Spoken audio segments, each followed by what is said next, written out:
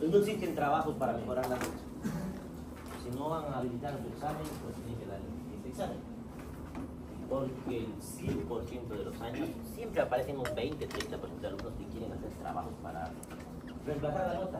¿Quién les ha dicho que los trabajos reemplazan la nota? Se pide de vez en cuando. No les digo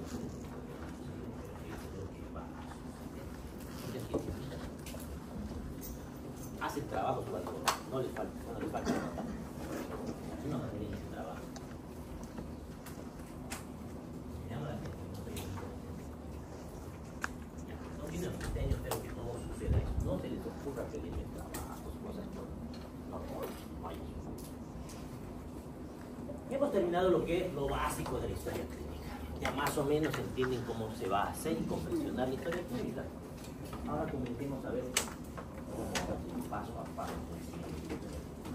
Comenzamos con los signos y síntomas generales. ¿Y en qué parte de la historia clínica? Más que todo, para comenzar a desarrollar nuestra historia de la enfermedad. La historia de la enfermedad. Historia de la enfermedad.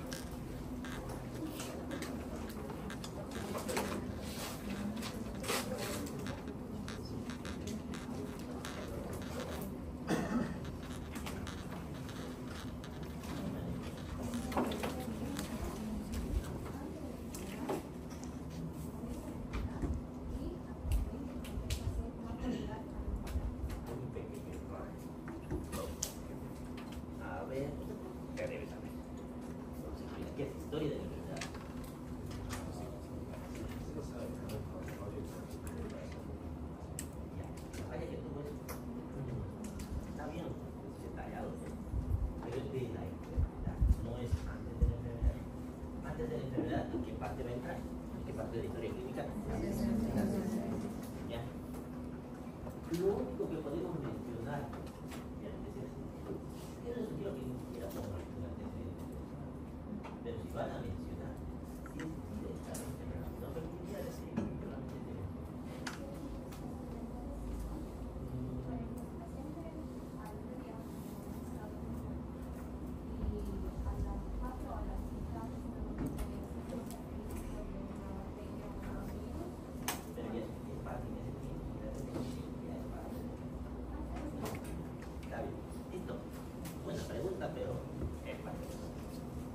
lo que puede iniciar es cómo iniciaría el relato. Da una buena pregunta. ¿Cómo iniciaría ese relato de paciente? No, algo tiene razón. ¿Cómo podríamos mencionar para que esté bien específico? Cuadro clínico de cuándo empezaron los síntomas. Vamos a ponernos que haya empezado en la mañana. Siempre en la mañana. Más que haya cenado su pollo.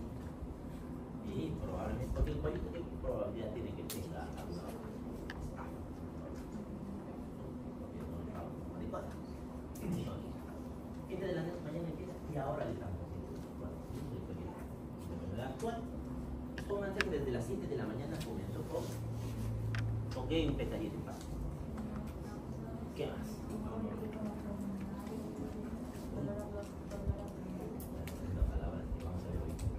¿Es cólico, sabes? Eso, muy bien. Ya, entonces, cuadro clínico desde las 7 de 6 horas más o menos. Cuadro clínico de 6 horas de evolución que inicia con qué empezado el cuadro. Ya, náuseas. Las náuseas las describimos. ¿Y a qué podemos describir esas náuseas? ¿Qué le preguntaríamos al paciente? Ya, en este caso, habla con vamos a imaginar, estamos inventando ya no es lo que le está contando pues náuseas permanentes sin ingesta de alimentación viene una gomita porque me quedan que llegan a 11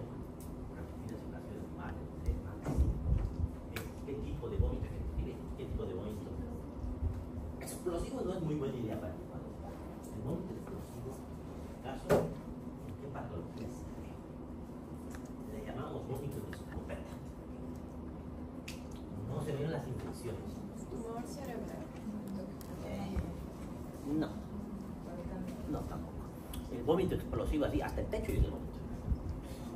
De verdad que llega hasta el techo. El vómito explosivo lo usamos para patologías neurológicas. Tumor cerebral es posible, pero normalmente el crecimiento no es tan rápido. Pero en eventos neurológicos como una meningitis, una encefalitis, un traumatismo cráneoencefálico, hipertensión intracraniana, el tumor tal vez ya ha hecho edema. Pero patologías neurológicas en general, eso produce vómitos explosivos. Ni siquiera hay que tomar por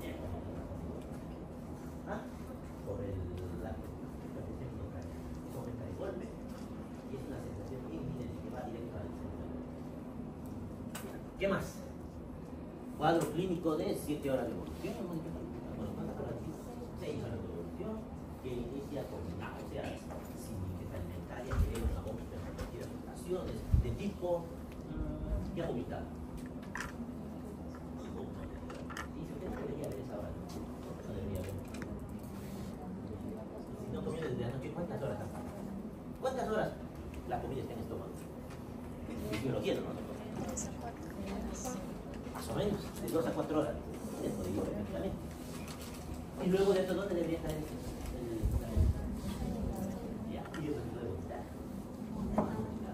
¿Qué tendría que ver para que yo vomite después de tantas horas? ¿Ah? Tal vez un síndrome pylórico, alguna obstrucción. No digo que no vaya a haber, ¿no? Pero cuando encuentran ese tipo de vómito después de tantas horas de no haber comido, como que sospechen que algo, que hay alguna obstrucción. Pero sí podría vomitar, ¿qué? Leche, mucho leche. O bilis podría vomitar, también podría vomitar. Acuoso puede ser perfectamente. ¿Ya? ¿Qué más podríamos relatar de este cuadro? Dolor abdominal. Dolor abdominal. ¿Qué más? ¿Algo más? Deberíamos preguntarle si tiene fiebre aunque no nos diga el paciente. ¿Ya? En una intoxicación alimentaria rápida. Una intoxicación, pero en una infección porque ni siquiera ya es una bacteria. Ya. Ahí podría. ¿Qué más? Y preguntamos si no es obligatorio que haya diarrea. ¿Y la diarrea cómo la describimos? Primero, diarrea no le vamos a decir. Disposiciones líquidas, eso, de gran intensidad, escasa intensidad, en cuántas oportunidades, de qué consistencia, todo eso. Y ahí podemos mencionar lo que decía la doctora, o podemos iniciar el cuadro clínico de psicoterapia con antecedente de haber consumido alimentos de dudosa procedencia. Inicia con cuadro clínico de tapas, algo así. No sé si les queda. Ya, lo pueden poner al final, con antecedente, pero para no romper la cronología. Pues, o sea, yo algo. ¿Dudas sobre eso? Así vamos a ir practicando de tanto en tanto algún cuadro clínico que nos dice. A ver, signos y síntomas generales. Dolor. Dolor es lo que más va a llevar al paciente a ser atendido al médico. Porque muchos pacientes, si no les duele, si las molestias no son tan intensas, prefieren resolver en casa, prefieren esperar, y es lógico, ¿no? Porque ir hasta el médico siempre es una molestia, peor si no también. Estos de los síntomas que se observan con más frecuencia en la práctica clínica es considerado una señal universal de enfermedad y constituye un motivo de consulta más común para el médico. Todos los individuos, todos, aunque sean los más saludables, en algún momento de la vida han tenido dolor. Para el médico el dolor encierra diversos significados. ¿Y por qué todos los individuos han tenido dolor? Es obligatorio que siempre suceda algo. Tan malo ese dolor porque nos tiene que doler. ¿A alguien no le ha dolido nada nunca? ¿Alguna vez les ha dolido algo? ¿Para qué sirve el dolor? Nos estamos protegiendo cosas. Cuando no hay dolor, malas cosas. ¿Algún ejemplo de un paciente que no le duela? El pie diabético, por ejemplo. Hay una alteración neurológica que hace que esas terminaciones sensitivas no lleven el dolor como se debe. Y como no duele, ¿qué les pasa a los pacientes con pie diabético? Y no se dan cuenta que se están lastimando. No le están con heridas sangrando. Entonces, ¿qué va a suceder si no se dan cuenta? Lo que sea que les está lastimando, y va a y va a lastimar más. Una pequeña postura del zapato puede provocar una úlcera grande en los diabéticos por ese motivo. Entonces el dolor nos protege, nos advierte que algo no está bien. Para el médico el dolor encierra diversos significados. Es una advertencia sobre una agresión que amenaza la integridad de nuestro organismo. También es un síntoma y es un objetivo para tratar. No es suficiente decir ya le duele y no le duele porque tiene apellido. Hay que dar una solución. Y a todos los pacientes que les duele les vamos a hacer pasar el dolor. Les vamos a dar analgésicos para que estén mejor. Deberíamos, ¿no? Pero no. ¿Conocen alguna excepción de no le podemos dar analgésicos? ¿Qué quieren que les duele? No, pero digo cuando la persona se automedica con analgésicos. No, ahora solo vamos a dar analgésicos. Apendicitis también. ¿Por qué? O sea, si le damos analgésico va a hacer. Si no lo opera,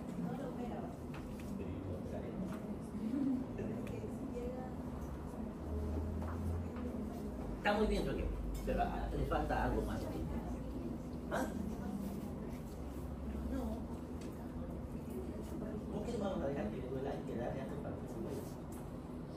Porque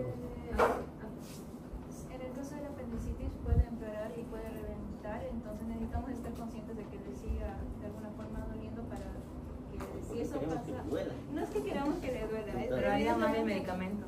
No nos avisaría. ocultaría el dolor y no nos daríamos Ya, cuenta. ya se da más cerca. Casi, ya casi. ¿Qué más?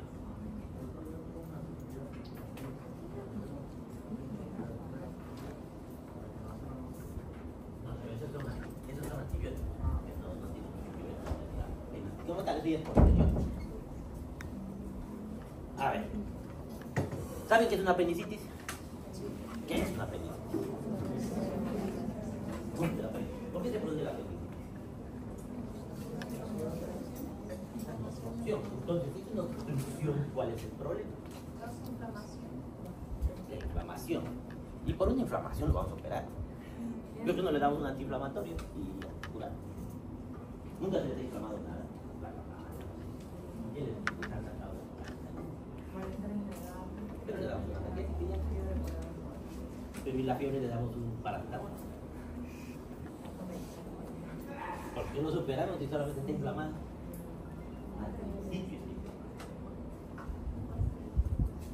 ¿Por qué te necrosa? ¿Por qué te inflamación te necrosa? Me dijeron obstrucción, va muy bien. Se inflama, muy bien. ¿Y?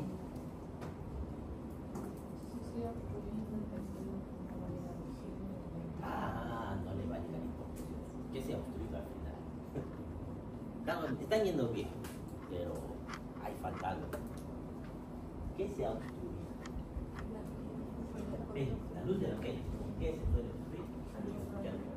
Un poquito, un áspera incluso. Cualquier cosa, una pepa de sal, lo que quieras. Algo ha entrado ahí, se metió y obstruyó la luz del apéndice. ¿Y eso qué tiene que ver con el oxígeno? Falta algo. Está bien, pero falta algo, falta en el camino.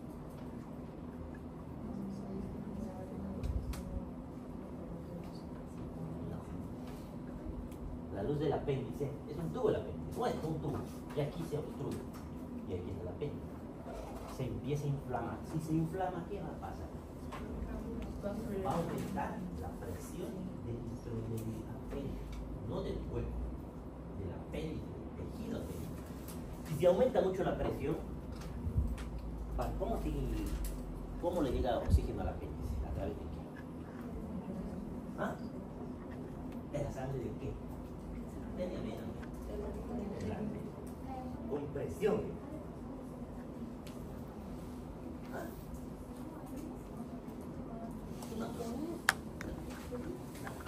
Podría ser, me gusta este ejemplo, pero en este caso, ahora voy a explicarlo. Entonces, la arteria ya, pero ¿y la arteria qué tiene que ver con la luz del apéndice? No tiene que ver.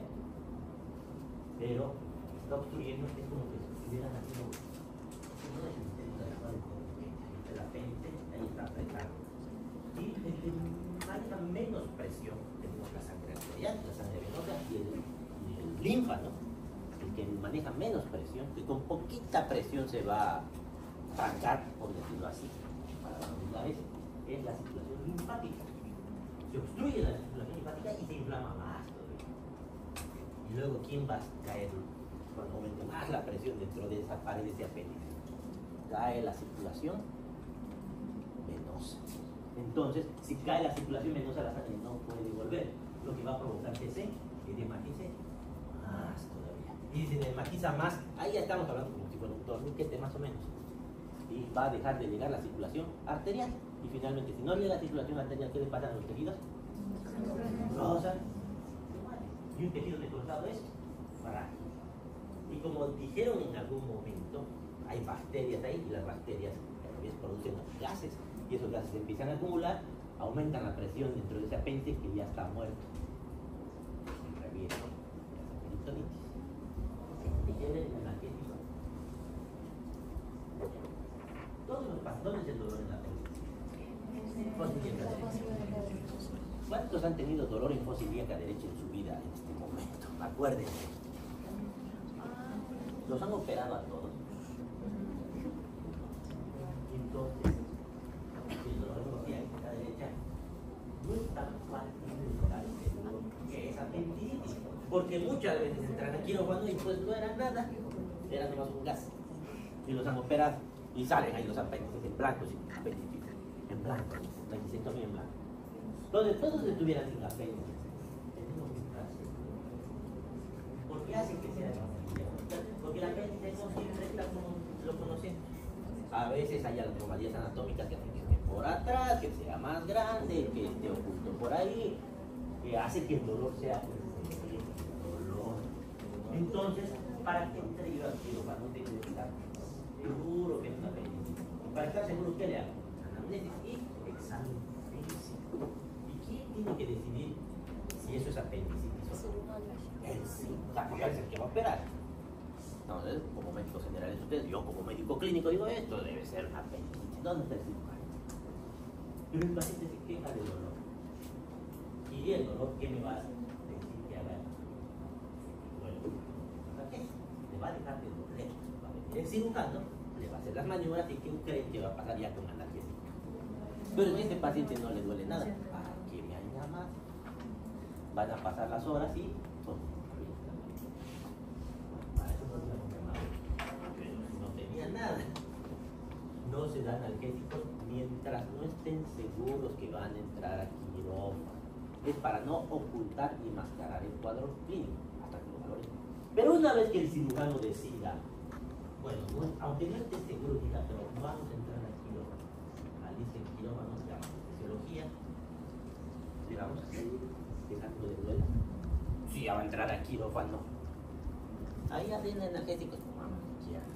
Entonces, no tiene mucho que ver con la enfermedad mortal, con la apendicitis, más es para que el cirujano tome la decisión. Una vez que ha tomado la decisión, ya no espera, vamos a energético, no necesita que le duele. ¿Les quedó claro? Por eso es importante valorar el dolor. Bases neurofisiológicas del dolor, la organización neuroanatómica del sistema sensitivo del dolor tiene algunas claves para la función embriológica. Esto lo vamos a mencionar así a la rápida, porque no les pregunto yo fisiopatología. Pero necesitamos entender algunos conceptos. A lo largo del desarrollo, el segmento de crecimiento arrastra consigo su inervación originaria en cualquiera que sea utilización física. ¿Qué es eso? ¿Cómo se inicia el sistema nervioso en el embrión? ¿Dónde está? Yo no me acuerdo de tanto, ustedes me van a recordar. Ese tubo neural es un tubo. ¿Y qué va a pasar con el tiempo? A modo que vaya formándose como humanos. Se van moviendo de un lado a otro, incluso se tuerce en algunos lugares, no más que todo ahí en el abdomen. Y se estiran las fibras nerviosas hacia un lado, tanto así que su médula espinal en este momento no tiene los nervios horizontales, no como están estirados, con trayecto descendente, oblicuo, ¿no es así? Porque no están en el lugar donde originalmente se formaron. Y eso va a provocar que algunos dolores no sean donde está el dolor de valor. Por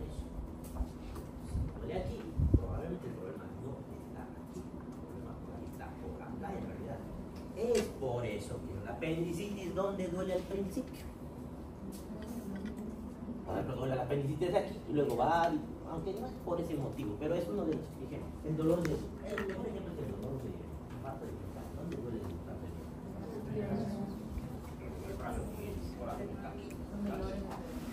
Allá sí vamos a estar. Vamos a ver. Dolores somáticos y dolores viscerales se los clasificamos.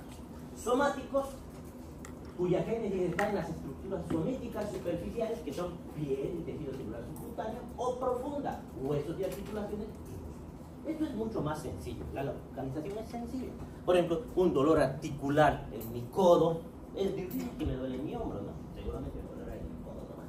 Si mi dedo está inflamado, mi dedo nomás. Entonces, el diagnóstico es muy sencillo. Pero tenemos los dolores viscerales. Cuando hablamos de viscerales, ¿a qué nos referimos? A las vísceras que tenemos en nuestro abdomen y en la caja torácica, cuya ubicación topográfica es más difusa y es más, ni siquiera vemos dónde está exactamente. Y por lo tanto es dificultoso reconocer el órgano de dónde procede ese dolor.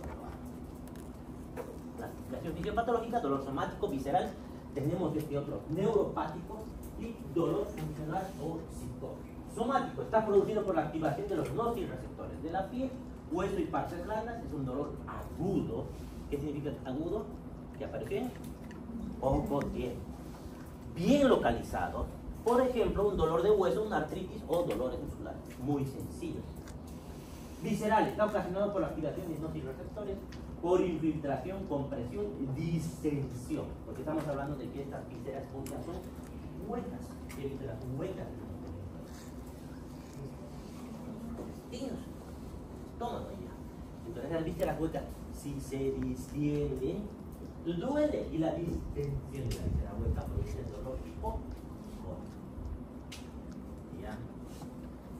También por tracción, isquemia de vísceras pélvicas, abdominales o torácicas. Se añade el espasmo de la musculatura lisa en las vísceras huecas. Se trata de un dolor pobremente localizado, descrito a menudo como profundo y opresivo, con excepción del dolor ulceroso duodenal, que es fácil de localizar con el. Y además, ¿qué más tenemos ahí que pueda doler?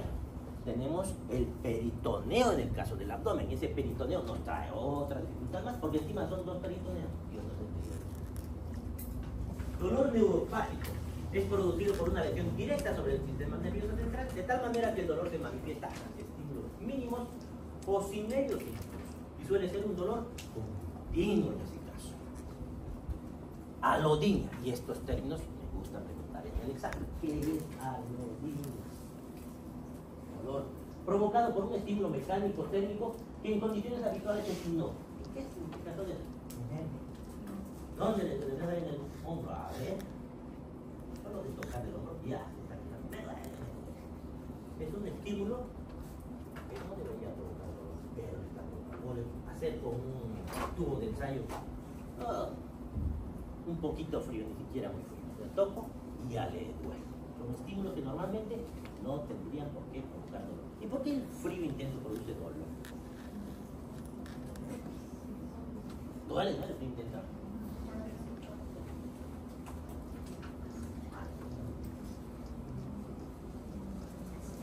El frío produce vasoconstricción. La vida de su cuerpo, algo que va a provocar vasoconstricción, no es bueno. Hiperalgesia. ¿Qué suena hiperalgesia? Hiper es no. Algesia es hiperalgesia es hipoalgesia será analgesia sin dolor. Entonces nosotros le damos analgésicos, ¿no? Para que no le duele. Anestesia. Los anestesiólogos, ¿qué hacen? Anestesia, hiperestesia. Esos son sensaciones para quitar la sensación. Ese tipo de términos. Dolor funcional o psicógeno, personalidad, no les duele. Pero también se queja de dolor. Tenemos algunas patologías que aparecen, como la fibromialgia. Semiología del dolor. El instrumento semiológico más importante es, sin duda alguna, la anamnesis, porque el dolor es subjetivo o es objetivo. Subjetivo, por tanto lo obtenemos en la anamnesis. que en algunos casos se puede complementar con maniobras físicas, como percusión o palpación. En este caso está haciendo una puño-percusión para ver si hay una pielonefritis. Vamos a ver más adelante. La anamnesis cuidadosa permite reunir información para precisar la interpretación del dolor y sus significados semiológicos. La minuciosidad en los detalles depende del problema clínico y las condiciones en las que desarrolle el acto. Y aquí tenemos un acrónimo que es ALICE. No sé si se escribe como ALICE, pero hay otros libros que dicen ATE. Bueno, un poquito más, un poquito menos, pero lo importante es el detalle. Eso es lo que quiero que se quede en el concepto del detalle. No me importa tanto que memoricen al pie de la letra, pero que comprendan los detalles. Entonces, aquí, ¿qué nos interesa saber? Antigüedad, localización, irradiación, carácter, intensidad, atenuación o agravación. ¿Y qué significa todo esto? Antigüedad, ¿hace cuánto tiempo me duele? Si es agudo o crónico, si es de corta o larga duración. Dolores paroxísticos, y esta palabra la vamos a ver varias veces, no solo en dolor, en varias paroxísticos. ¿Qué significa? Algo que aparece súbitamente de la nada y así como aparece, desaparece. Entonces, paroxismos. Disnea paroxística, por ejemplo, el paciente está tranquilo y de repente le empieza a faltar el aire. ¿Cuándo vamos a ver en insuficiencia cardíaca? Más que todo, la disnea paroxística nocturna. De repente le empieza a faltar. Porque de la nada apareció esa falta de aire. Y aquí lo mismo. Dolores paroxísticos son dolores que aparecen así de la nada. Y así como vienen los dolores, desaparecen. Son esporádicos, más o menos intensos, de comienzo y terminación súbitas, intercaladas con periodos de duración variables, libres de enfermedad. Entonces ya saben, es algo súbito que aparece y así como aparece, desaparece. Otros aspectos importantes es la velocidad de instauración. Si la instauración ha sido súbita, sugiere mecanismos vasculares o rotura de vísceras. Aparición gradual suele deberse a inflamaciones, lesiones degenerativas o a tumores. Localización, ¿dónde le duele? Sin mucha complicación en el curso de las extremidades. Es fácil, aquí me duele en el codo, pero en el caso de los órganos que están en el tórax y en abdomen es un poquito más complicado, como hemos visto. El dolor del apéndice, por ejemplo, duele primero en el ombligo, que no tiene nada que ver con el apéndice. Ahí necesitamos precisar dónde ha comenzado, dónde se está yendo ese dolor y hacemos toda la cronología de Murphy en el caso del apéndice. Describimos paso a paso cómo ha evolucionado ese dolor. No nos quedamos donde apareció. Tenemos cambio de posición, tenemos que mencionar que hay un cambio de posición. Luego, en abdomen la definición de origen somático y visceral del dolor suele ser más compleja por una multitud de posibles causas. El dolor visceral tiene por lo común índices imprecisos, está localizado en la línea media o ambos lados de esta y no hay contractura de la pared abdominal, es el caso de la apendicitis. Por eso primero duele acá, ¿qué se llama este lugar del abdomen? Vimos esto y tenemos un cuadrante de acá, se llama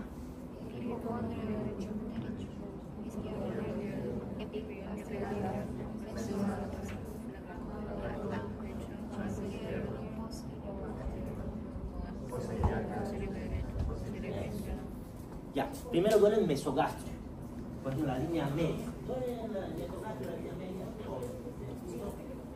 porque está comenzando la inflamación del apéndice como tal. Ahí todavía no se ha extendido. Ahí empieza la inflamación. Y luego, ¿qué va a pasar con esa inflamación? Va a tocar y va a afectar lo que es el peritoneo. Y una vez que afecta el peritoneo, ahí ya se localiza más fácilmente y ahí aparece el dolor de costilla también. Entonces, en estos pacientes por eso es así. Y no hay contractura de pared abdominal. El paciente suele estar inquieto, los cambios de posición en la cama o movimientos respiratorios del abdomen lo agravan y a veces la compresión mitiga el dolor. El paciente con este tipo de dolores suele estar tirado en la cama. Un paciente con apendicitis no quiere moverse siquiera la apendicitis. El dolor parietal, y es lo que ha pasado, ya no es solamente visceral, ya ha afectado el peritoneo. Originado en las estructuras superficiales, participa de las características precisas de los dolores reumáticos. En el caso de la peritonitis localizada, apendicitis es una peritonitis localizada ya como está avanzada. Por compresión del peritoneo parietal debido a un proceso inicialmente visceral, el dolor se localiza en la proyección sobre la piel del abdomen que el órgano está original. En el caso del apéndice tenemos izquierda, derecha. Ahora, ojo que el apéndice no siempre debe así, va a depender dónde esté ese apéndice, si está en condiciones normales, porque hemos visto en anatomía, debido a ver que el apéndice no siempre está donde debería. Hay variaciones anatómicas que se consideran normales. Irradiación. ¿Duele ahí? Solamente duele ahí o por otro lado. El ejemplo es el infarto miocardio, que se irradia. Un dolor puede quedar circunscrito a su punto de origen o extenderse a regiones más o menos distantes. Esta irradiación o propagación sugiere a veces la estructura afectada e incluso los mecanismos de su compromiso. Y aquí volvemos a nuestro tubo neural que se estaba formando y que está cambiando de posición a cada rato durante su formación. Carácter. El carácter es todo.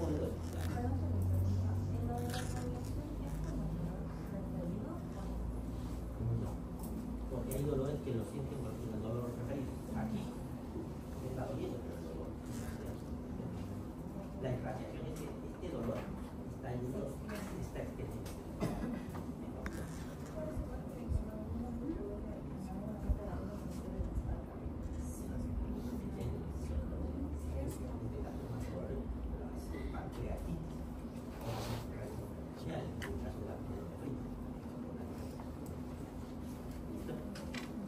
Carácter, ¿cómo duele? Eso significa el carácter. Tenemos el dolor lancinante o no está completo aquí, es en puntada de costados. Cuando vemos un dolor en puntada de costados, ¿qué significa? Ejemplo, neumonía. Cada que el paciente mete aire, le duele y no puede inspirar totalmente. ¿Por qué? Porque se ha irritado la pleura. La pleura, la otra vez hablábamos, para que sirve la pleura, las dos pleuras. Tiene la adentro y para que lubrique y se mueva libremente. Pero si está inflamada la pleura, al inflamarse, está inflamado. Cuando se inflama algo duele, lo que está inflamado duele. Y ese pequeño roce va a doler más. Claro, que meten aire, duele. En el caso de la neumonía, siempre que vean dolor en puntada de costado, piensen neumonía o derrame inicial. Al inicio, que ya es grande, el derrame ya no choca nada. Ya. Esa neumonía, si está cerca de la pleura, ¿qué va a pasar? Esa neumonía es una infección del parénquima pulmonar. Ese parénquima que está inflamado, los alvéolos llenos de pus, ¿qué va a pasar? Si se acerca lo suficiente a la pleura, va a hacer que también se inflame por continuidad la pleura. Y si se inflama la pleura, va a haber ese dolor en puntada, típico y característico. Ejemplo, pleuritis. Luego tenemos otro dolor, el dolor urente. Porque el lancinante parece atravesado por una lanza, por eso lo dicen lancinante. Dolor urente, ¿a qué suena? A que le arde o quemante. ¿En qué podemos ver un dolor que le arde? Una gastritis, por ejemplo. ¿Qué más? O el herpes zóster que habíamos mencionado en todo ese trayecto. Dolor constrictivo u opresivo, algo que aprieta. ¿En qué ven lo que aprieta?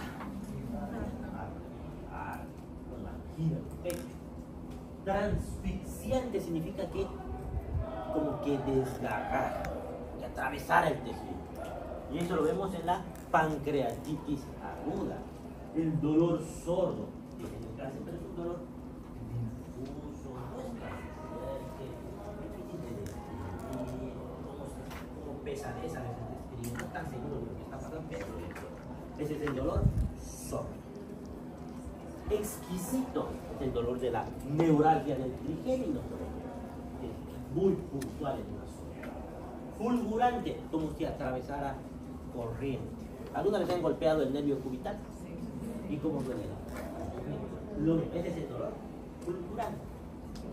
En el caso de las polineuritis, cuando se han golpeado, se lastimaron el nervio, por eso el nervio les dolió. Por eso la polineuritis puede doler así como electricidad.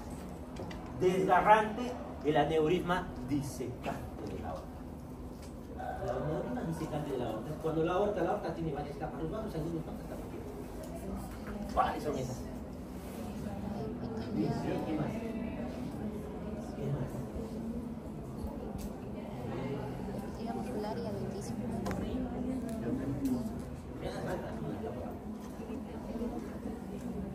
¿Lo notaron? Bueno, una de estas capas se empiezan a separar. Y al separarse, pues está disecando. Han hecho anatomía, saben lo que es disecar. La anatomía no disecaban pacientes. Separaban las cosas para ver las cosas. Esa es la disección. La cosa es que hay ese aneurisma se está separando. Esas capas de la aorta se están separando. ¿Y qué está separando esas capas? Se rompió por algún motivo la aorta y se está metiendo ahí sangre a presión que está separando. A eso le llamamos aneurisma disecante de la caso unitario. Paciente ahí se ve imagen de aneurisma, pero eso en cualquier momento no puede reventar. Si revienta la aorta, ¿qué le va a pasar al paciente? ¿Van a poder operar? ¿Van a poder hacer algo? No hay nada a esa presión, eso se les hace en un segundo de paciente. No hay nada. Pero una vez que diagnosticamos que se está disecando antes de que se rompa, sí podemos hacer algo. Ahí podemos poner una endoprótesis, sacar esa aorta, no sé, hay varias cosas. No todas se pueden operar, por este caso. Muchos aneurismas son inoperables, ya saben. Eso también tengo otra enseñanza. No todo lo van a poder resolver. No todo tiene solución. Muchas enfermedades van a poder disminuir los síntomas, darle confort al paciente, pero no lo van a poder curar. El paciente no se va a salvar. Hagan lo que hagan ustedes. Y se les tiene que quedar claro, porque a veces se deprimen porque dicen, ¿por qué no ha ayudado a mi paciente? Porque no se podía. No todo tiene solución. Cerebrante o taladrante en las odontálgicas, el dolor de dientes, así. Pulsátil, si sienten que algo les está pulsando, duele como que pulsar algo, absceso. Cólico es el dolor por distensión, es un dolor que viene y va, ¿Qué más? Gravativo, que sienten algo que está pesado. Eso se ve, por ejemplo, en la insuficiencia cardíaca o en la hepatitis, porque ese hígado está creciendo. ¿El hígado duele o no duele? ¿Y entonces por qué se quejan en la hepatitis que les duele algo? ¿Ah? Porque está inflamado. Pero si no duele el hígado, Pero está lo que le cura. Ah, ya, ¿qué recupera el hígado? ¿Qué se llama? No. ¿Qué recupera el hígado? ¿Qué se llama? No, es como parénquima tejido. Parénquima tejido. Ah, la cápsula de quién? La cápsula de Gleason. Esa cápsula de Gleason, si se distiende, duele. Y cuando tienen hepatitis, ¿qué le pasa a su hígado? O en la insuficiencia cardíaca, si se llena de sangre, crece. Y si crece, está distendiendo. Eso es lo que duele en realidad. ¿El riñón duele o no? No duele el riñón. ¿Por qué se quejan cuando tienen infección de riñones? No deberían quejar. Igual, no es el riñón. ¿El cerebro duele o no duele? ¿Han visto que operan incluso pacientes despiertos, no? Están operando. No, duele.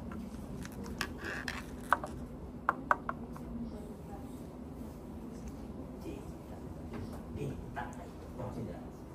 Eso sí, está abierto.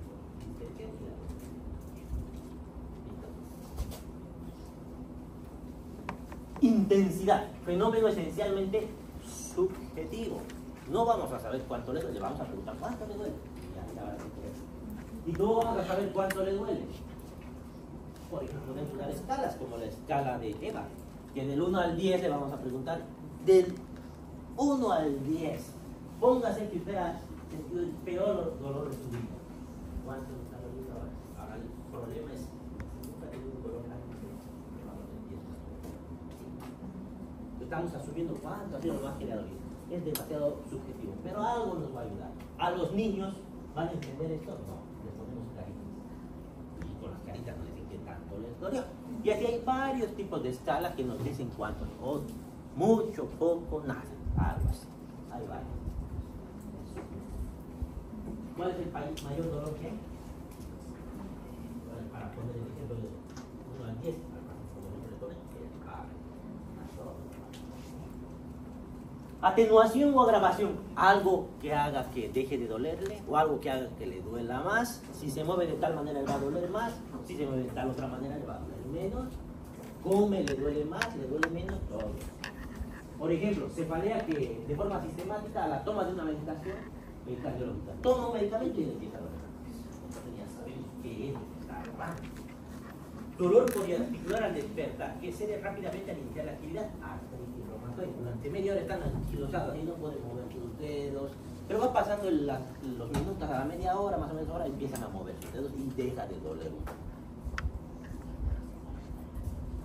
Una epigastralgia urente propagada hacia arriba con la llegada esporádica de líquido, ácido alfa-INC, que predomina por las noches, sobre todo después de las cenas copiosas y los momentos de arroz. Paciente que se queja de que le duele el pecho y piensa que se está impactando. Y le preguntamos, dice dolor, ¿cómo es? ¿Qué empeora el dolor? Cuando me acuesto en la noche me duele más. Y antes de acostarse, ¿usted come? ¿Qué come? Como mi hamburguesa, hola. ¿Y al cuánto tiempo de acostarse le duele? ¿Al cuánto tiempo de comer se acuesta? A la hora de lo que he comido me da sueño primero. ¿Y cómo le duele? Me arde todo el tórax. Es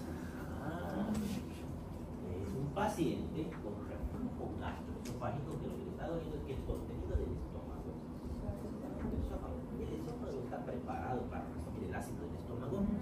No, su epitelio es diferente, ¿no? Entonces el ácido va a hacer que le arda. Incluso tienen un peligro más grande, porque si sigue retrocediendo hasta donde va a llegar.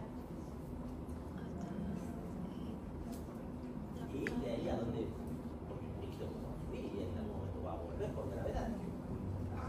Debe meterse a la tráquea y el paciente se va a despertar tosiendo en la noche. Es una de las causas de diagnóstico de tos nocturna. Estaba tranquilo, de repente empiezan a toser. Una de las causas es la insuficiencia cardíaca y la otra es el reflujo gástrico. ¿Qué solución le van a hacer al paciente? Van a levantar la cabecera, porque tiene una incontinencia del esfínter esofágico inferior, que no cierra totalmente por algún motivo. ¿Qué hace que no cierre totalmente?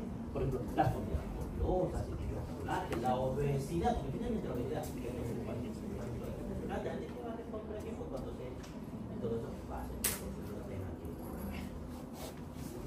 Un dolor precordial constrictivo de unos 3 a 5 minutos. Me duele el pecho de golpe y este signo siempre hace el paciente, la mano en garra. El paciente que se esté impactando siempre va a tener aquí. Nunca un paciente que le diga aquí me duele, es un infarto, eso no puede ser, es cualquier cosa menos. Casi descarta que señale con su dedo. El paciente siempre hace este gesto, por lo menos hace así, me duele ahí. El dolor no es de mucho tiempo, porque dura poco, 35 minutos, generalmente después de esfuerzos físicos, y suelen aliviar ese dolor cuando reposan. Se echan en cama y empieza a pasar el dolor. ¿Por qué? Porque el corazón ha bajado su gasto cardíaco, por tanto tiene que trabajar menos y esa arteria tapada, el flujo ya puede ser suficiente incluso. Hago esfuerzo, necesito que ese corazón trabaje más fuerte, pero esa arteria está tapada, no le llega tanto flujo y empieza a doler. La vida no vas a hacer.